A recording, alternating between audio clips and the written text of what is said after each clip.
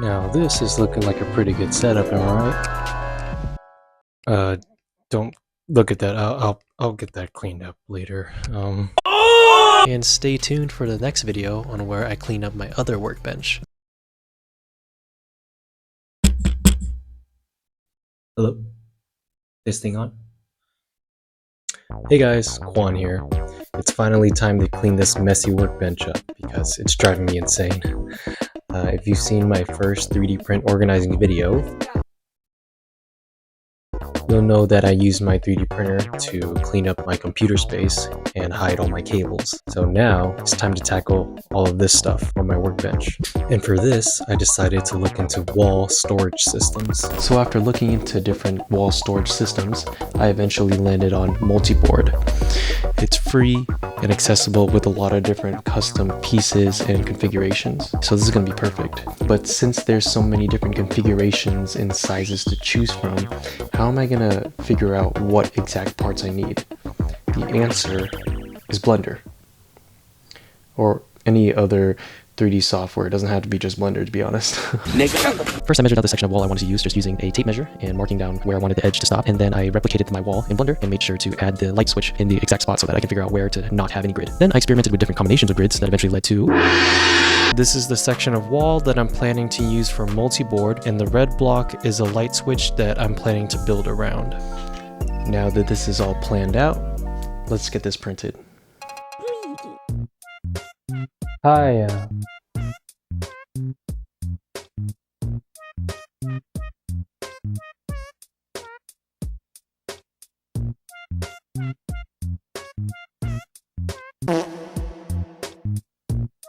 yeah, what can I get you? Yeah, can I get 14 3x3s, 13 7x7s, 7 6x6s? You want some 5s with that? You want any 5s with that? No 5s. And a bunch of connectors. Okay, that'll cost you around 45 hours total. Yeah. Oh, yeah, okay.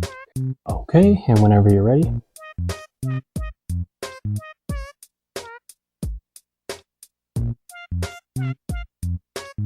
All right.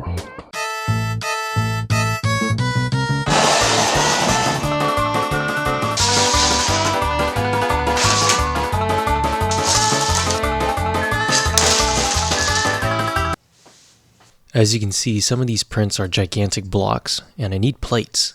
So what's up with that? I'm going to demonstrate this with a smaller 3x3 grid. So as you can see with this 3x3 grid, there's two stuck together, and they have a little ridge in between. That's where we need to split them apart. So you can take a screw or a plier and just jam it in between and just have it snap apart. Just like that. It's kind of coming out. There you go, got a little click there. You can kind of see it splitting. There you go. You can just pull it. Oh, never mind. Okay. There we have it, 2 pieces. Now, I just gotta do it for the rest of these. That's gonna suck.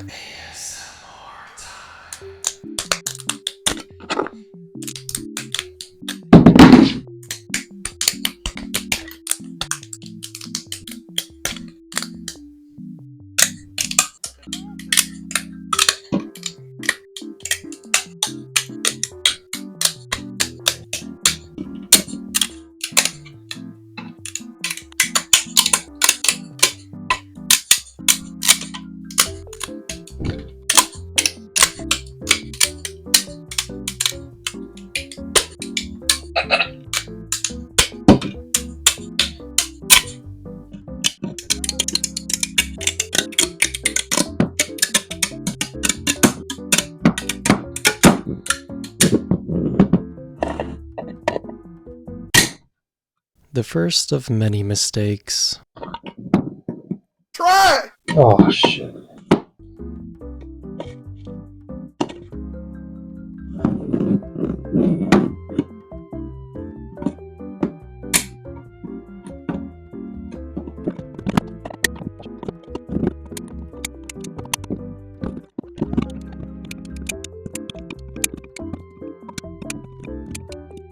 Okay, so bit of an issue. Yeah, this is the 7 by 12 block that I tried to print in one go, and only the first layer came off. Tried mangling this, and as you can see, it's pretty beat up, which is a shame because this took like 36 hours and almost a full spool of filament. So yeah, I'm gonna try to find someplace that can take this in and recycle it into new filament, but looks like I gotta go back to the printer. Okay, so instead of printing all of these plates at once, I'm gonna shorten the stack down and then just print them in parts. This should result in an easier time splitting the plates apart. Alright, so I finally got everything reprinted and I'm gonna connect everything on the floor now. And then I use the white pieces to connect everything together and hold them in place. Then I'm gonna see if this fits on my wall. So here we go. Okay. I feel stupid. I totally forgot to print 2 pieces. They're the edge pieces on this upper layer for the 7x7s. I only have the center pieces. This is I feel so dumb. Okay, so these prints just finished. Now I'm gonna put them on and finish the grid. Now, before you get on me, I know the footage is all noisy. If you don't know why that is, it's because I tried recording in low light environment and I turned up the sensitivity so that it appears brighter. But that just makes it look more noisy, as you can see here. Not to worry, I bought a $50 car light and it is insanely bright. So for future videos, not a problem. But yeah, sorry about that. It's gonna be a little bit of a problem here.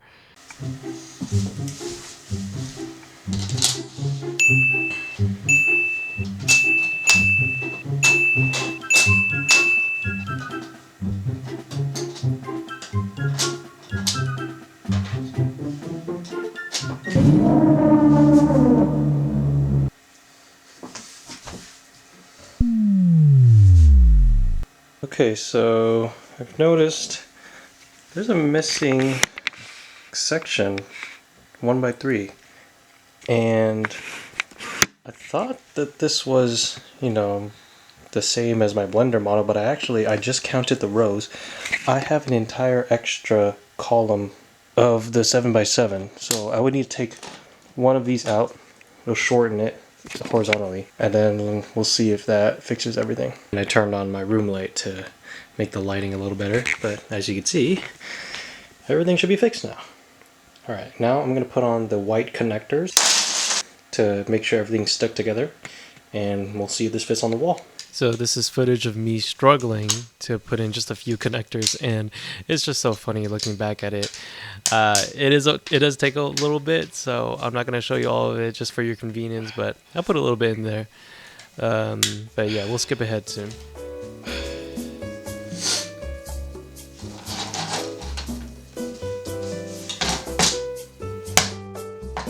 Another one.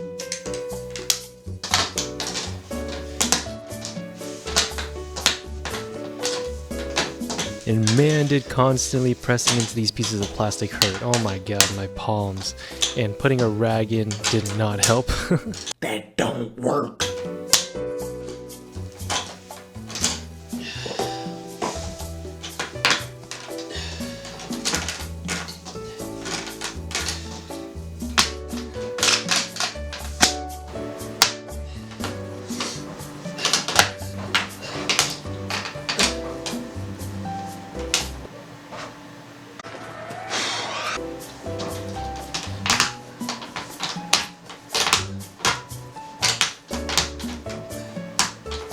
Then I discovered this brilliant technique.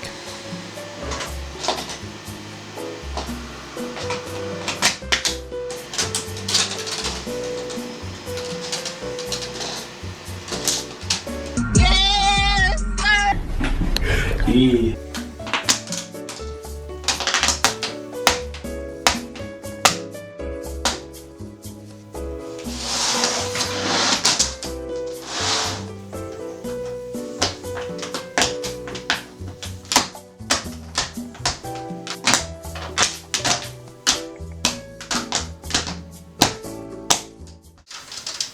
Alright, so finally got this printed out, and now it's time to see if it actually fits. By the way everything else is going, I'm not gonna get my hopes up.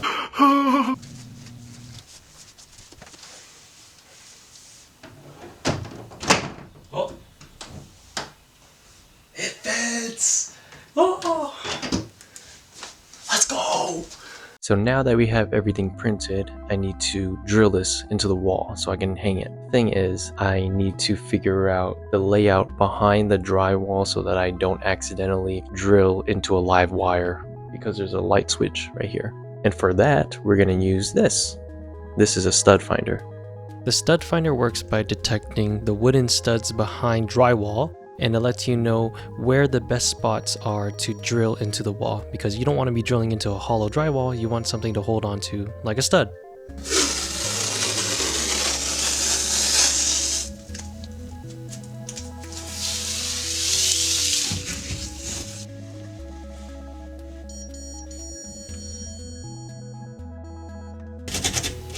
Okay, so I marked where the wooden stud is, and it's going to run vertically along here. The best place to put a nail in to drill is the center, so I marked it here, and it could be along this vertical length here. And since the light switch is here, I'm going to assume that the wire is running along this side, so I'm just going to take that into account when I'm drilling anything. And now I'm going to measure out the rest of the wall and find out where the rest of the wooden studs are, and then after that we'll put on the grid and figure out where the best spots are to drill.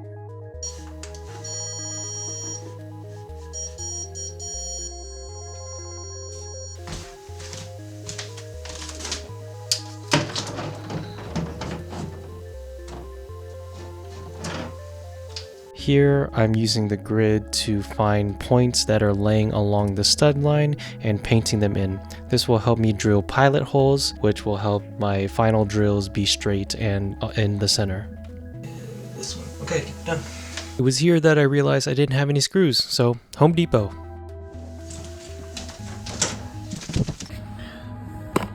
That's what I need.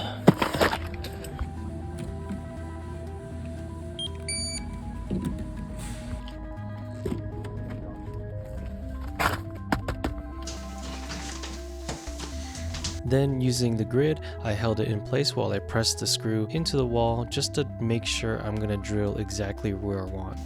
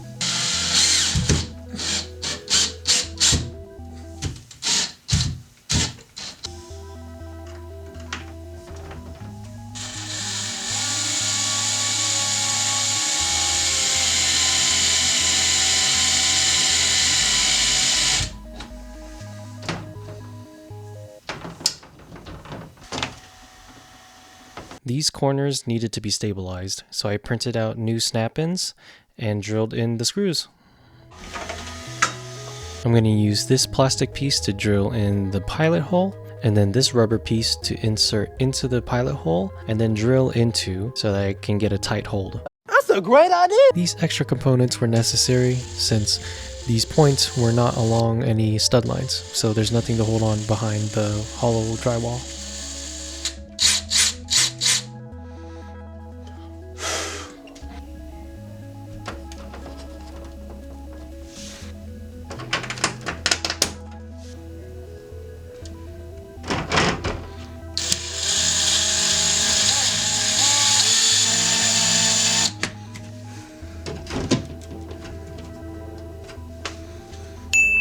Now that we have everything printed out and mounted on the wall, I'm going to figure out how many different multi-board attachments I'm going to need to print out for any holders, bins. So what I'm going to do is I'm going to arrange everything on the floor, and then we'll go from there.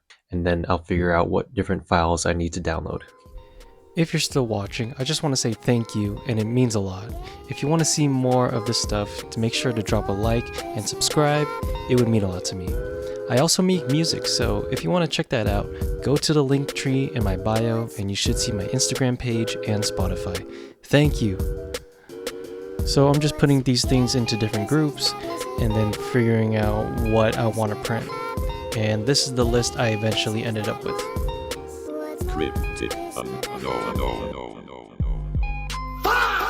Now that things are off my desk, it looks so dirty.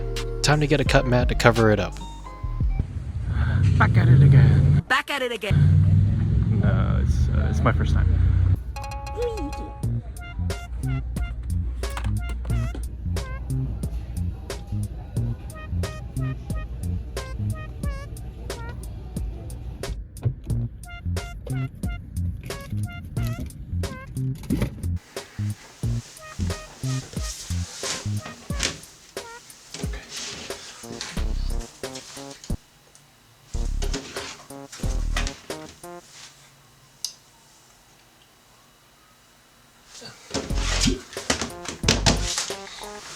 Time to start actually printing the attachments.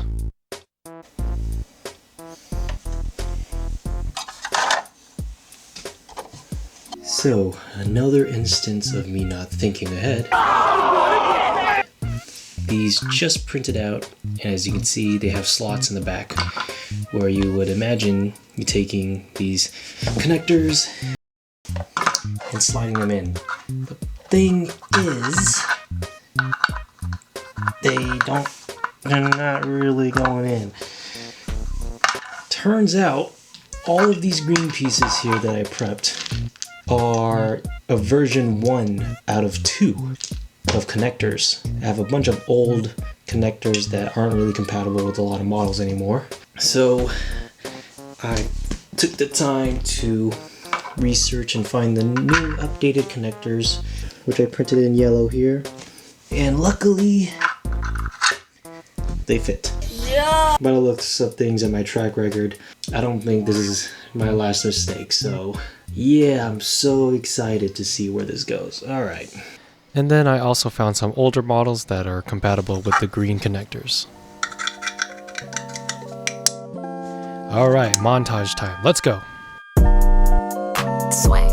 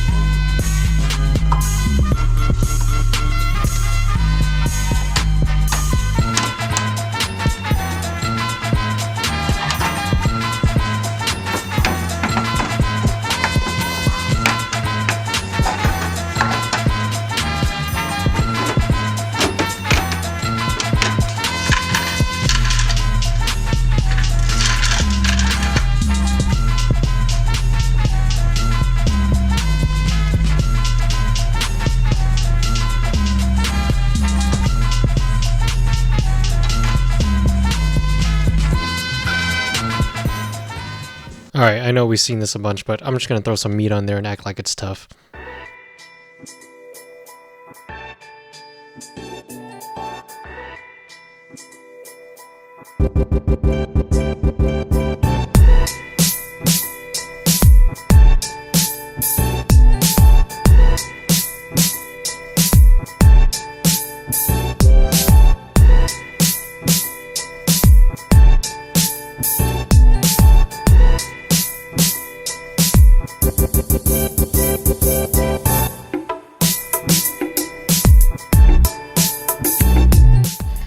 Then I decided to also 3D print my own vise, just because why not?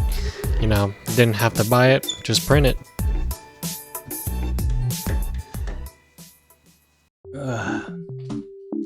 And there you have it. It's all finished, all cleaned up. I'm really happy with how this came out. It's super clean, super accessible. Now I have a nice clean workbench that takes so much off the mind, because this used to be so dirty and busy, and it was such a tiring thing to look at all the time because it's in my room. My mind feels so much lighter, and I'm excited to get into building more things and filming more content for you.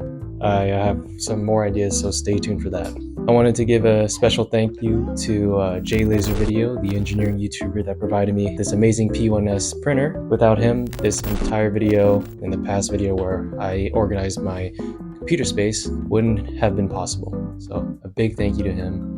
And another special shout out to SeansCrafts. I found his videos through those Spider-Man web shooter builds back in the day, and just a big inspiration for me to kind of start this whole filming thing after watching him and Jlaser and so many other engineering DIY project YouTubers. I started my own thing. I'm just really happy to be very fortunate and be able to show you guys what I do. Another special thank you to you guys for even giving me the attention out of your busy days to watch me fail. Oh! Not really. And struggle. So yeah, I'm really thankful for you guys taking time out of your day to watch me, and I want to cherish that and make good content for you guys to watch. I'm excited to see where this goes. I have more projects planned. I'll see you in the next video. Peace.